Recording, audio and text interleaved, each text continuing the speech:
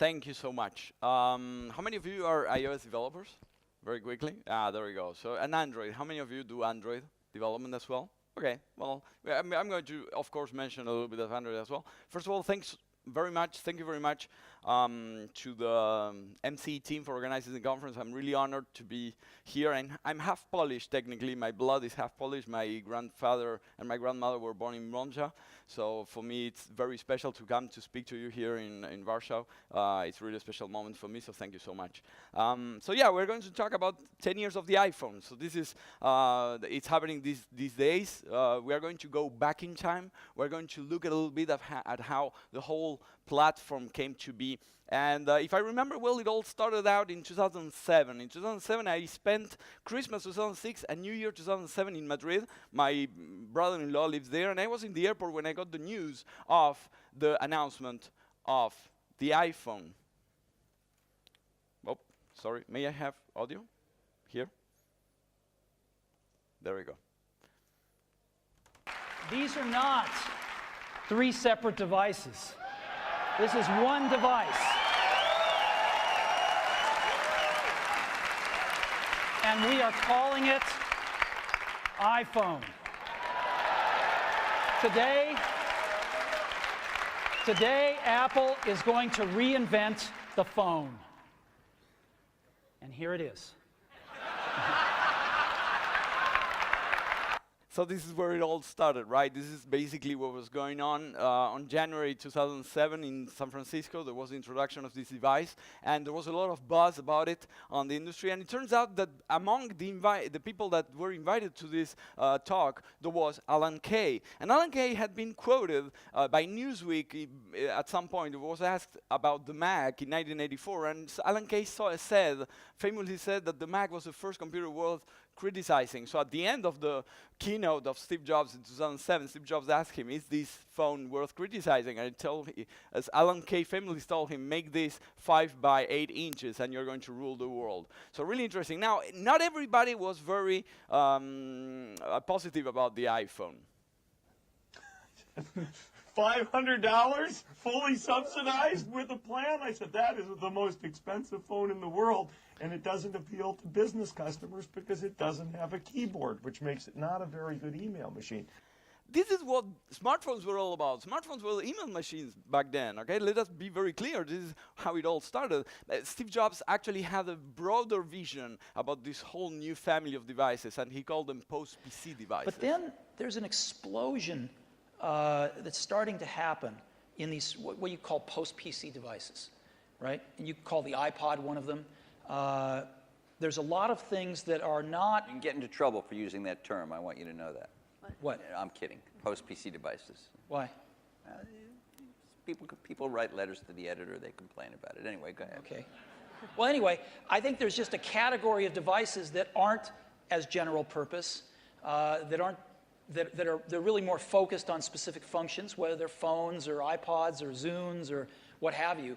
And I think that category of devices is going to continue to be very innovative, and we're going to see lots of them. Give me an example of what that would be. Well, an iPod is a post-PC device. A phone is a post-PC device. There you go. We are going beyond the PC, and it's very telling. It's a very telling story that this was told right beside Bill Gates in their last recorded meeting in public relations history. And what interested me the most about the announcement of the iPhone was that the machine was said to be running a modified version of OS X. So in my geek mind, that meant that somehow deep down all of those layers of software, there was Objective-C. And for me, Objective-C was a cool thing. I bought my first Mac in 2002 just to be able to use Project Builder, and I taught myself Objective-C while I was a .NET developer by day. Okay, so it was a very big deal. Now, it turns out in WWDC 2007, Steve Jobs famously said that the only way you could do applications for the iPhone was using web apps. So thankfully, there was this guy, Joe Hewitt, who was very well known at the time because he had worked in Firefox and Firebug, and he came out with the first mobile web framework for the iPhone called IUI. Some of you might remember this. This is a seminal software that actually inspired a whole generation of mobile web frameworks including Ionic, which is one of the most well-known and one of the latest. Okay, in any case, the iPhone went on sale on June 29th. It was a huge release in the Fifth Avenue store in New York City, and it was a fairly underpowered machine when you think about the specification. It's quite a telling story to see how little specification, how little memory, how slow the CPU was. In any case, and what actually characterized the first iPhone is the things it didn't have. It didn't have 3G, it didn't have applications, it didn't have multitasking, it didn't have copy-paste, push email, push notifications. All of that was not even part of the picture. Around July 2007, I opened an account in this fairly new website called Twitter. I told myself that it might be useful at some point.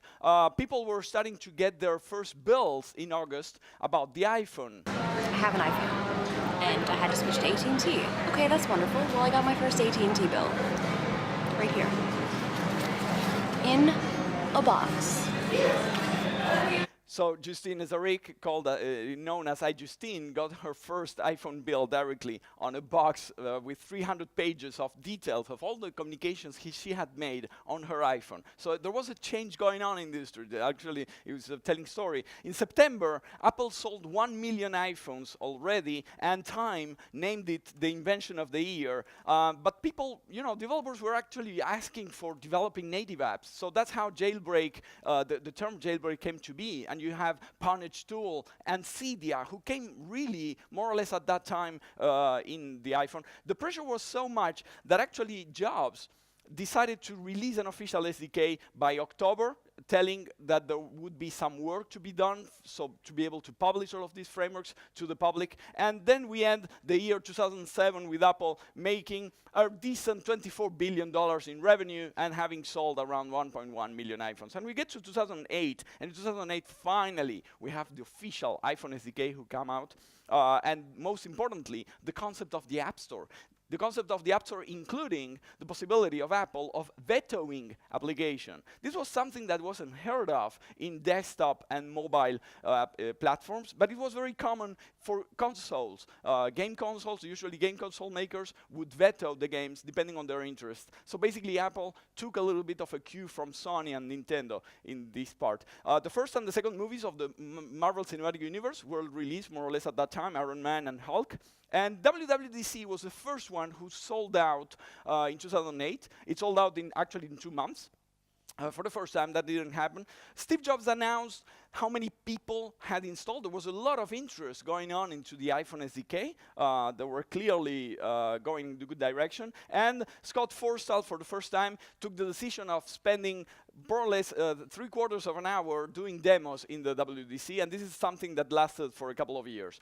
The iPhone OS 2.0 is interesting because of all the things that we consider for granted today in the platforms that weren't there, and this is a couple of them, okay? There was no ARC. You had to release, retain, and auto-release yourself. There was no instruments. Xcode and the Interface Builder were 2 separate apps. There was no auto layout, no storyboards, no map views, no gesture recognizers, okay? All of that didn't exist. There was no core data.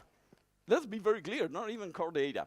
Of course, what we did have was a famous bug in UI image named. For those who remember, it was an image leak, an absolute horrendous image leak, because image named would not release properly the images, and basically you could have Apple-sponsored crashes, so it was very fun.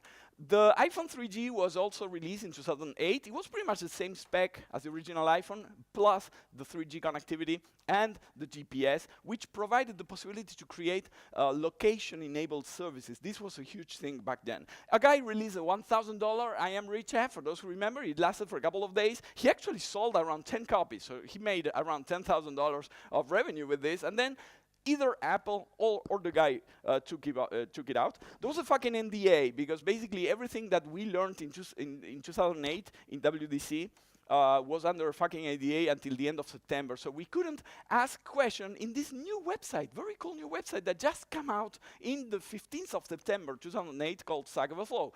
The same day, the Dow Jones crashed 4% because basically one of those banks were betting in the wrong thing. Instead of buying Apple stock, these guys were betting on the housing market. That's how bad it went.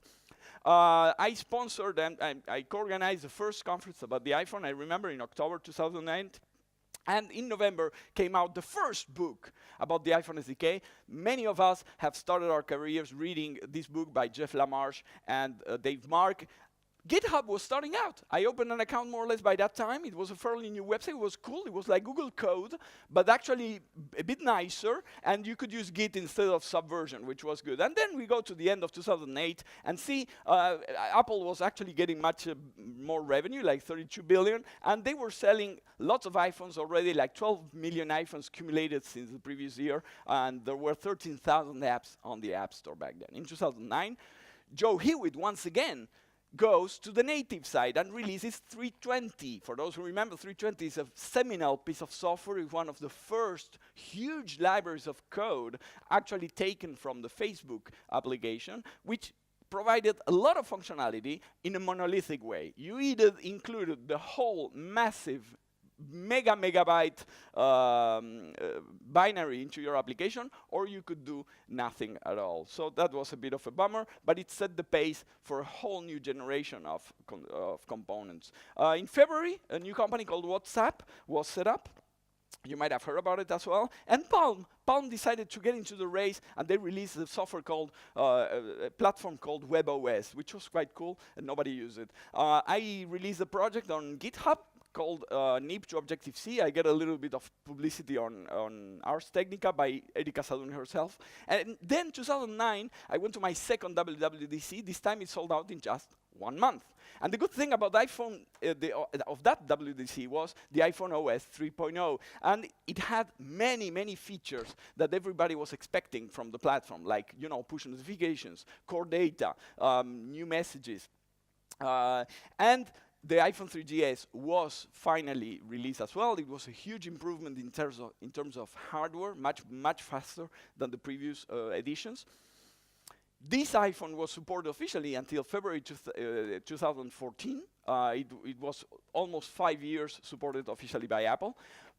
In November, Luke Wroblewski, another person who could very well be here in Poland any day, wrote the seminal article called Mobile First, changing the way we thought about applications and services for the first time. This is a seminal paper, a seminal article on the web, very important one. At the end of 2009, Apple is still making a lot of money, 36 billion just in the year, and cumulated sale is 33 million devices, and there were already 100,000 apps on the App Store. We reached 2010. In 2010, NBC publishes a documentary on television called Planet of the Apps. So remember the name. It's going to come back later. Of course, Steve Jobs introduces the iPad to the world, and with that, for developers, the good thing is that we had a new interim release of iPhone OS called iPhone OS 3.2 that brought gesture recognizers and universal applications for the first time to the platform, so you could make applications for the iPad and the phone. More or less at the same time, Samsung introduced this thing called Bada. You might have heard about it. Everybody was saying, it's the future. And of course, HP bought Palm, and they announced plans to release tablets and smartphones using WebOS. At that point in time, there was kind of a battle between Adobe and Apple, so Steve Jobs came up with an article called Thoughts About Flash, where basically he explained the logic and the rationale and the technology problems posed by Flash in mobile devices, in post-PC devices. More or less at that time, Adobe wanted to make developers write iPhone apps using Adobe Flash. So basically, Apple added clause 3.3.1 to the developer agreement, which literally blocked all apps not written in C, C++, Objective-C, and JavaScript. It was a huge backlash from the industry, from many developers. Many developers left the industry. There were conferences canceled, like the C4 conference by Wolf Wrench. He canceled. He was a very well-known macOS developer. He canceled his conference because of this. Apple removed this clause in September. BlackBerry bought QNX. QNX is a real-time operating system that was very popular in NASA and for making peacemakers. So BlackBerry bought it to make smartphones. And the third movie of the Marvel Cinematic Universe was released also in 2010. And this time, WWDC was sold out in just 8 days. This was my third one, I remember.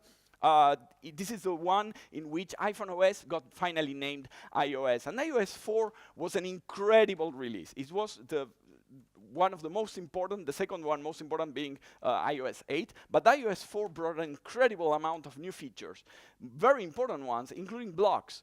And with blocks came Grand Central Dispatch. So these are seminal things, very important ones that were introduced back in 2010. And of course, Retina displays and the famous hack of adding @2x that also comes from 2010.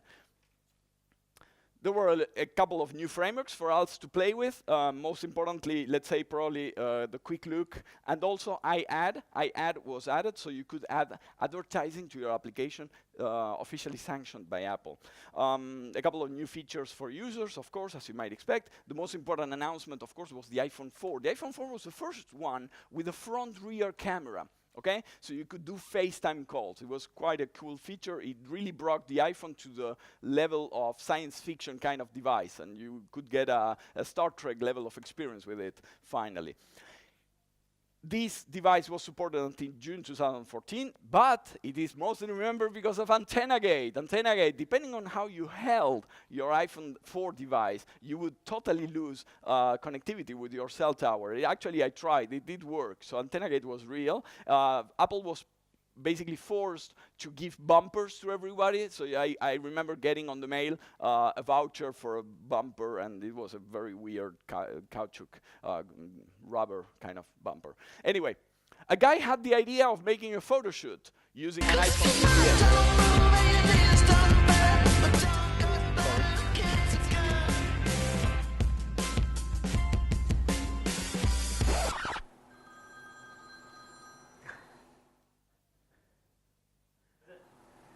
Hello? Yeah, is Lee there? Yeah, this is Lee. Oh, hey Lee, this is Brian calling for Wando High School. You know, start out. What do you say? I'm really not interested. Thank you very much. I'm in the middle of a photo shoot right now. Yeah, I need my camera back. Thanks. So basically, that was also something that made a lot of buzz back then. Some open source libraries, you might remember, ASI HTTP request, anyone? Before AF networking, and before Coco supported JSON serializing and deserializing, one had to use JSON kits. So this was some of my preferred ones. App was chosen Word of the Year as well by the National Institute of Dictionaries in the United States, or something like that. However, the word had been used already by Steve Jobs back in 1989. Here we are at the Next Computer, and we want to look at two things. The first, of course, is what it's like to actually build a mission-critical app, and we're going to do that here. So Steve Jobs was already using the app back in the time, the word app back in the time, but it really took off with the iPhone. And there was these guys, they took off this new project called Instagram. You might have heard about it as well. That was more or less in October 2010.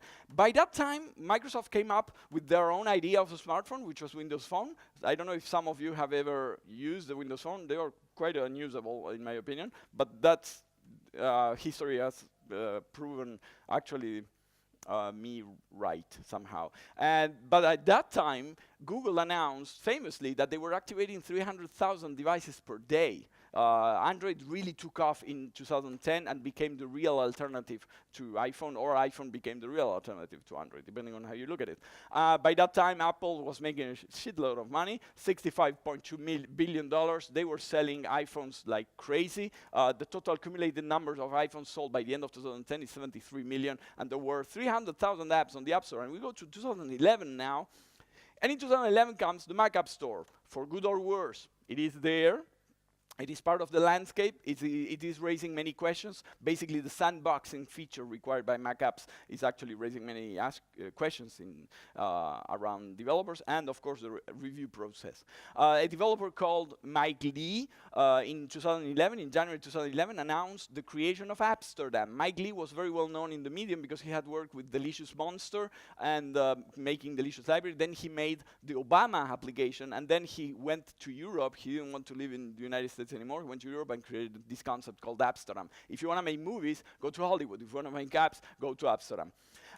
There was this company called Lotsys. Lotsys was starting to sue developers, individual developers on the App Store because of infringement on patents, okay? This was a huge thing. A lot of very well-known developers got cease and desist letters, and they were taken to court.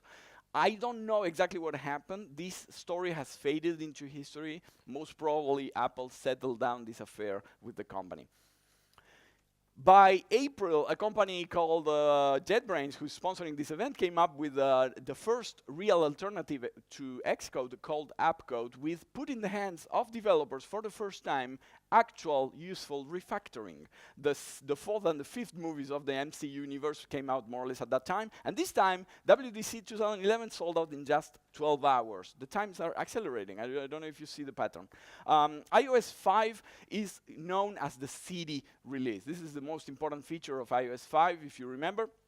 There were also Newsstand, which basically disappeared a couple of years later, and iMessages, of course. Some other features, most notably iCloud, replacing MobileMe as the core cloud experience for the iPhone. A couple more frameworks for us to play with, like GLKit or Core Image, most notably. But for developers, the most interesting feature was storyboards. Well, I see that the picture that I've chosen doesn't really show, but this is a very big storyboard that you have there, okay? And storyboard brought also the incredible experience of merging storyboards, okay? We all know what it feels like. iAd, which I mentioned started the previous year in 2010, had to lower the standard contract from $500,000, yeah, that's how much it cost you to put ads on iAd, to a mere $300,000 to attract customers.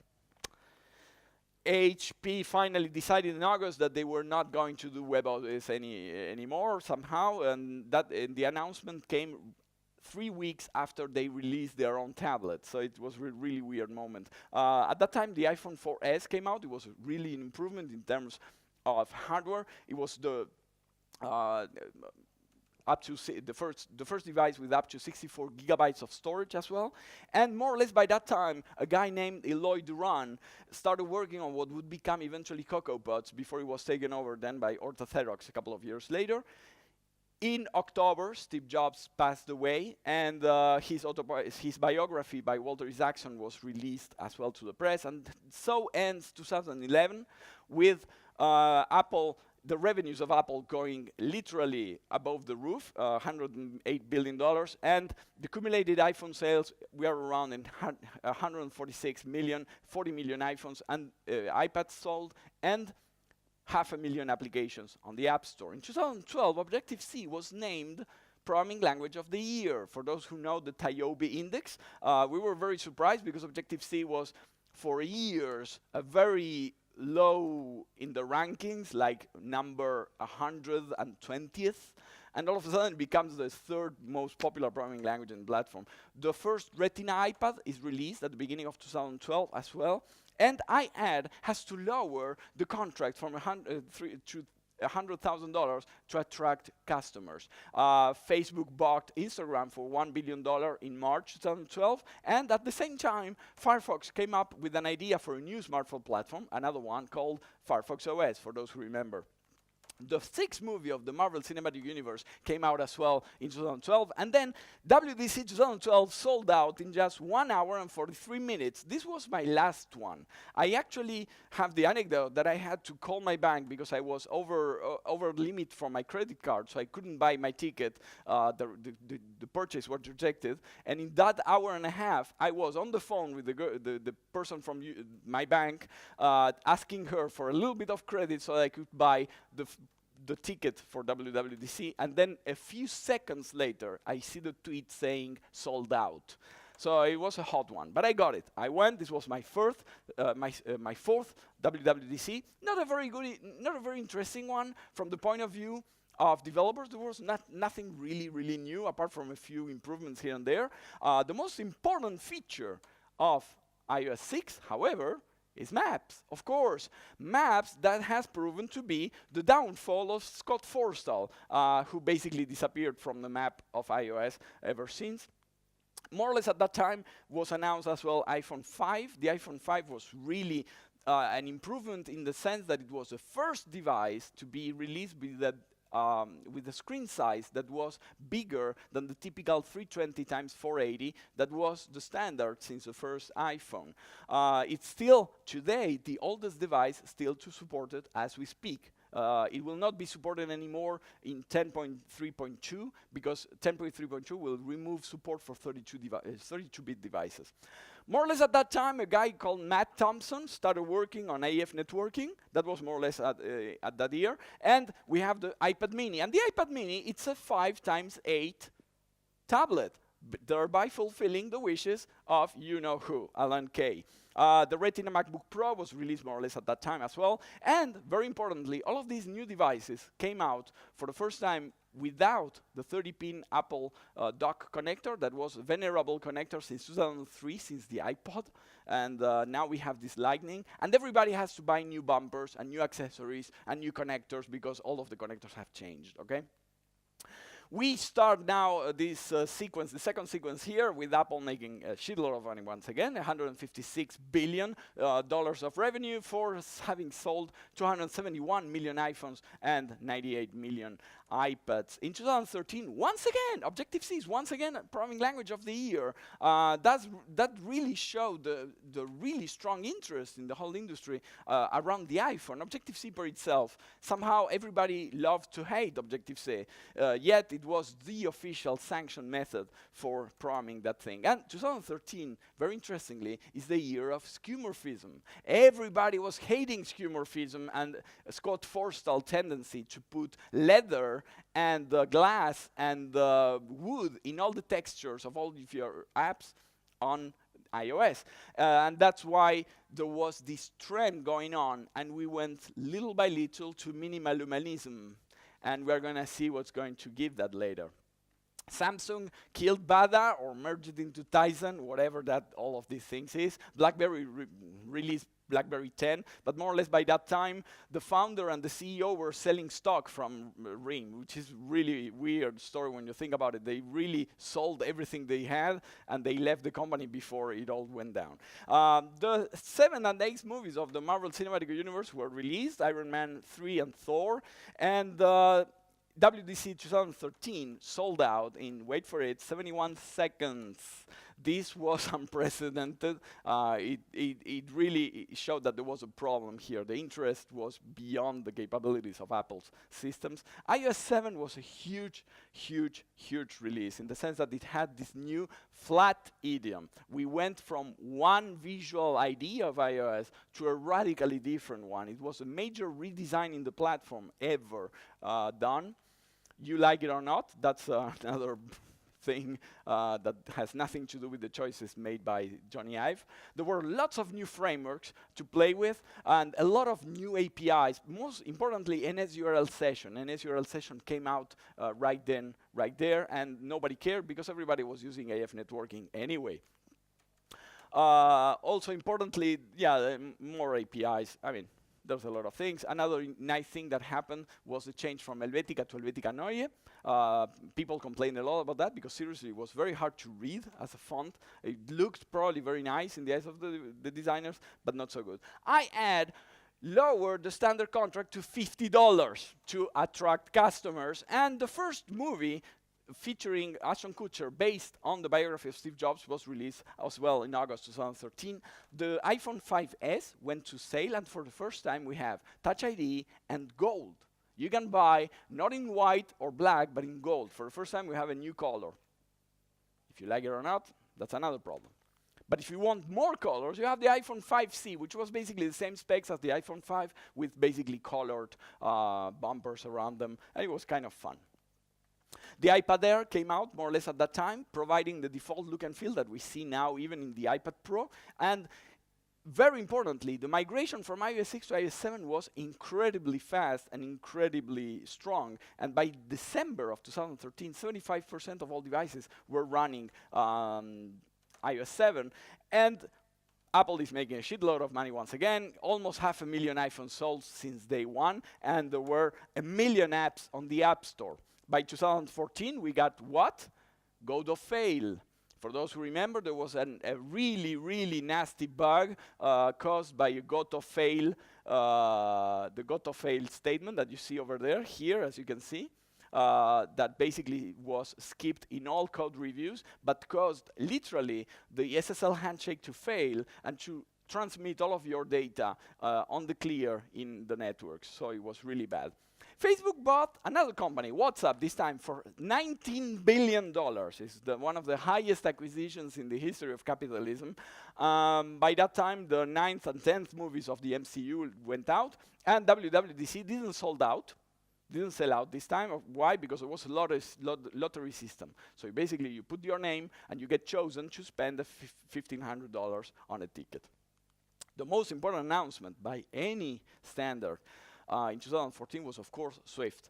It's a language that was type-safe, a language that with a strict typing, with a very slow compiler. Very slow compiler. That's a feature of the language, at least for the first version. And but interoperable to a certain level, interoperable with Objective-C and so on. iOS 8 in itself as well was the second biggest release in the history of iOS. The first was iOS 4. This one is iOS 8. iOS 8 is staggering the amount of new frameworks. Just to mention a couple of them: CloudKit, Metal, HomeKit, HealthKit, the PushKit, or the WebKit framework, which provided a new web view with the Nitro.js engine as well inside. Of course, iOS 8 is remembered as the extension version of iOS 8. All of a sudden, you have plenty of extensions to play with and to add to your applications so that they can become bigger and better. And IBM and Apple signed an agreement for working together. No, sorry, not this agreement, this agreement. They signed an agreement to basically work together and try to make apps for enterprise. So iOS was really becoming a very sought out system for enterprise applications. And there's now a lot of Fortune 500 companies that, for good or worse, use iOS instead of SAP. The iPhone 6 and 6 Plus came out. These were the first time that we had huge phablets, if you want, in the platform. Radical new design, a radical new screen size, and you'd better not be using absolute points by this time because your application would look really weird and bad. But one of the key characteristics of the iPhone 6 was that it bended. There was bend gate, okay? People were complaining that if you put it on your back pocket and you sit on top of it for a couple of hours, you might have a bent iPhone, which seems logical, yet people complained about it as well. More or less at the same time, the Apple Watch was released, and Ballmer made its mea culpa. With hindsight, are there things I'd do differently? Of course. Like what? Charlie, I probably would have started us doing hardware earlier so that we could have been more effective in the phone business. Yeah. I mean, this is kind of like an IQ test. Should Microsoft have a position in the phone business? Yes. The two most profitable companies. We were the #1 most profitable company in our business for a long time. Right. Two guys have passed us, and they both did it by making phones, Apple and Samsung. There you go. That's very simple. So basically, the guy admitted that laughing at the very beginning of 2007 was probably not so much of a good idea. iOS 8 had a bit slower adoption, for those who remember, because it required 5 gigabytes of free space on your device. Now, it turns out that people take pictures like crazy. Many people don't back up those pictures, so there was no free space. Hence, you couldn't install iOS 8. This was solved by the following year. Nevertheless, 65% of all devices were running iOS 8 by the end of December. More or less at that time comes Carthage as well, which was the first alternative that came up for CocoaPods. And Swift became, in the Stack Overflow developer survey, the most loved language of that year as well. The most sought out, the one that people wanted to work with. They really didn't know what they were doing, did they? So by the end of 2014, Apple was making $183 billion. And as you can see, for the first time ever, the growth in the number of iPads sold basically didn't grow. The growth didn't grow. That doesn't sound very good. But basically, they were still selling a lot of devices. Who cares, right, at this point in time? 2015, it's all about Swift. Everybody was reinventing the wheel in Swift. The idea is take any project in Objective-C, write in Swift. It will look much better. It will earn you followers in GitHub. What else do you want? The second biography, this time with approval from the people at Apple and from the family of Steve Jobs, came up, becoming Steve Jobs. The 11th and 12th movies of the MCU came out with Ant-Man being introduced as a character, and 2015, it's still a lottery. The most important announcement in WWDC 2015 was that Swift was going open source. This was a huge, huge thing. They introduced iOS 9 and watchOS 2, and we changed the font of the system from Helvetica Neue to San Francisco as well.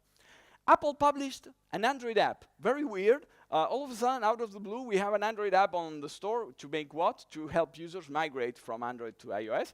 And Apple became, and you cannot see there's a sequence of names of watchmakers there, but the sales of the Apple Watch were so good that they became the second seller of watches in the planet after Rolex, and right before Omega, Cartier, and so on. By that time, the iPhone 6S, which is the one that I have on my pocket, this is a 6S, not a 6S Plus, the normal 6S. It was the first device with 2 GB of RAM.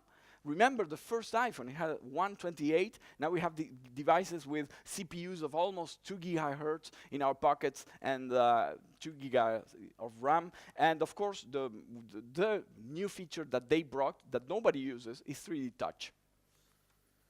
More or less at that time came the iPad Air, the iPad Pro with the pencil and the keyboard, and trying to take iOS onto the desktop. For good or for worse, it doesn't work for everybody. It doesn't work for all use cases. For some people I know are very, very happy using an iPad. Some people, in my case in particular, it doesn't really work because we cannot write code on the machines as powerful as they are, because they have 4 gigs of RAM, 2.26 quad-core CPUs. Let us be very clear, first time in the iOS platform we have quad-core CPUs. And also at the end of 2015, Apple released a remote control that doesn't fucking work. At the end of the year as well, we had the second movie of the life of Steve Jobs, once again. And the fact of Swift being released on open source sparked the release of many open source frameworks for the server side that run on Linux and Mac OS X. So basically you can create web applications using Perfect, Vapor, Kitura, or Ziwo. And Kitura turns out to be a project from IBM. IBM has a vested interest now on Swift as a language to turn it into what I think will probably be the next Java. 75% of devices were running iOS 9 by the end of December 2015. And once again, Swift is one of the most loved programming languages. Apple is still making a shitload of money, and they are selling almost close to 1 billion iOS devices, not counting iPod Touches. 2016, last year, what happened in 2016? Well, lots of celebrities died for some reason, but in one of those celebrities was iAd, literally as well. WhatsApp announced 1 billion users, and in March, Apple announced the iPhone SE, which basically looks like the iPhone 5, and we have now a smaller iPad Pro, and there are the 13th and the 14th movies of the Marvel Cinematic Universe, and Instagram changed its icon. You know, because that's what you can do when you get $1 billion from Facebook. But in April, very importantly, Apple celebrated 40 years. It's kind of a milestone, right? For a company that actually has redefined in the 70s, the 80s, the 90s, the 2000s and the 2010s, has redefined computing in some particular way. I think it is quite an achievement to have a company that has stayed so long and so relevant. Of course, WW 2016 is still a lottery. It's actually a bingo, if you look at it closely. And we had Swift 3 and Xcode 8, which basically crash more often than ever. And we have new releases of watchOS, tvOS, and all of this system. And Mac OS X, now it's named Mac OS. So everything is something OS. Mac OS, tvOS, iOS, watchOS. The most important things of iOS 10, you have them there, particularly the CD framework. You can integrate CD finally in your applications somehow. And a couple of new APIs. And of course, instruments, which gets a very nice visual memory leak stuff. Apple Pay, I didn't know why I put this slide here, I completely forgot. But Apple sells 1 billion phones. So remember the slide, a couple of slides previously when I showed that they were celebrating 1 million. Well, they celebrated 1 billion now. We are hoping in a couple of years to celebrate the trillionth. I don't know how it's going to be. iPhone 7 and iPhone 7 Plus as well came out, which were known very, very importantly. This is the device that was mostly famous because of not having a headphone jack, okay? And that requires courage, I guess. So that's how all this company is moving these days. There's a waterproof Apple Watch that's been released. Mozilla shut off Firefox OS. Actually, nobody was paying attention, so they kind of made a public statement, PR, whatever. 75% of devices were running iOS 10, and Apple was making still a shitload of money. However, the numbers are not growing anymore. They are not growing anymore, neither for the iPhone, neither for the iPad. But who cares? You have sold more than 1 billion devices of whatever the iPhone is, and you have 2 million iPhone apps and 1 million iPad apps on the store. What happened this year so far? A lot of things have happened. Very quickly, the product read iPhone, the Planet of the Apps. Planet of the Apps, remember the CNBC show from 2010? Now it's a reality show with all the celebrities that didn't die in 2016. That is Gwyneth Paltrow, will.i.am, and Jessica Alba, basically. And now it's a reality show. You can apply for it. Any of us can apply for it, and we can go, and then we can pitch our idea to will.i.am, and yeah, maybe you get a code review or something. I don't know. iOS 10.3.1 is the current version. This is where we are right now. iOS 10 is installed in 90% of all iOS devices as we speak in this very moment. And right now, the oldest device supported, as I said, is the iPhone 5. However, what we have, and this is the biggest thing that is happening right now, is the App Store blues. It's very hard for indie developers these days, both on the Mac and on the iOS platforms, to actually make a living out of the App Store. There's a race to the bottom in terms of prices. It's very hard to have a smashing hit, to at least to sell enough copies to pay your rent, or to actually pay for food, at least. And Matt Gemmell, a very well-known developer from the 2000s, wrote this piece a couple of days ago. This was last week, where basically he denounces the lack of incentives from Apple to create quality software, and the problems that the market in itself, the forces of the market that are beyond the control of Apple, have created a situation in which us, as developers, have very much, for the first time, we have trouble getting to the end of the month. I mean, unless you are an employee from a big corporation, that is. 2017 will not happen in San Francisco for the first time since 2002.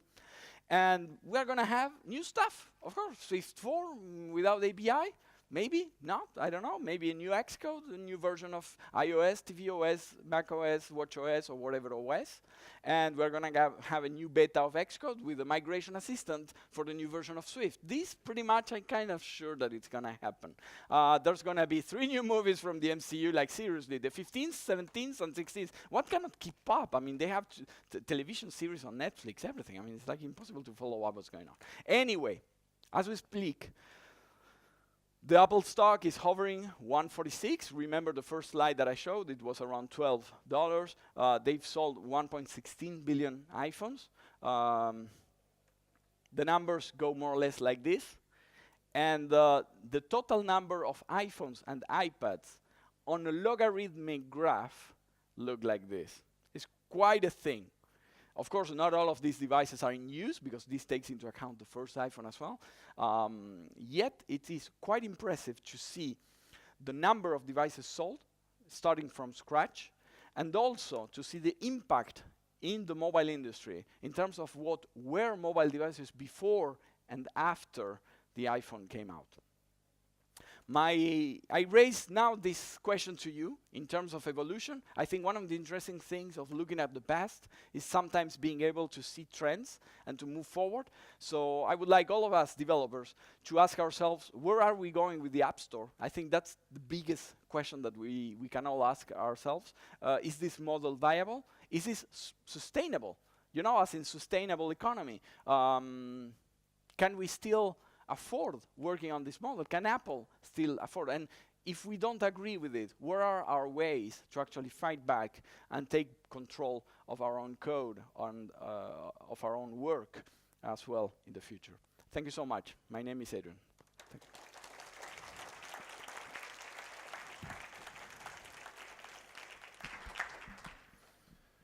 Thank you, Adrian. That was a really interesting talk, especially for a person who started in 2009. Oh, there you go. Do we have any questions?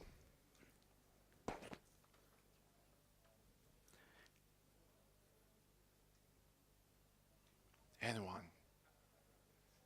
Who has been a developer since day one? Just very quickly. Who has been with the first iPhone SDK? There we go. I have seen a few hands. One over there. Cool. Excellent. Yes. Question. Yeah. So you've been to quite a few WWDC, which I'm sure quite a few of us are very jealous about. What is the thing that you most remember as the kind of like, oh my god moment? Oh my god moment. I was telling that at some point. I was sitting in one of the presentations, and next to me was Marco Arment making comments about what was going on, and I was like, and then he was asking me, "What do you think?" and everything. And I was like, "Can I talk to him?" So there's this kind of moments where you meet up with, I don't know, Marcus Sarra, and you start having beers with Marcus Sarra, and at the third beer he starts telling you about multi-threading in core data, because that's what he knows, and he's very good at that.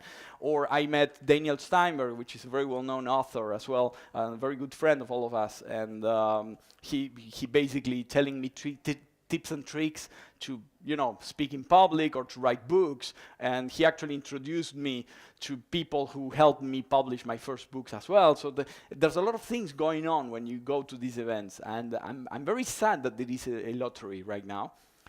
On one side, I'm very happy because it makes for underrepresented groups easier to get in, which it's all for the credit for Apple for that. On the other side, there's a bit of nostalgia because you are part of a bunch of people. You meet there in San Francisco, you talk code, and it's cool, and there's always some spark and new ideas coming out. So yeah, I miss maybe that, yes. Who has been to WWDC from all of you here? Somebody? Ah, yeah, there you go. Quite a few. So I recommend that you apply. I mean, if I can actually give you a recommendation once, it's a very good idea to go there, to meet people, to see what's really going on, because Silicon Valley, whether we like it or not, is the heart of this industry. Everything happens there first. So being there is actually a very interesting experience enough just on itself. Good. Thank you so much.